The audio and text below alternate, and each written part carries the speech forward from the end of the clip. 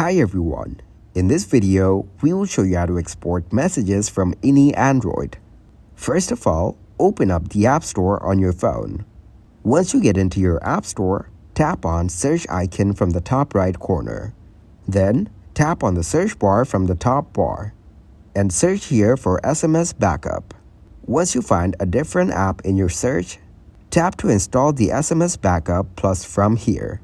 After installing the app, tap to open it up.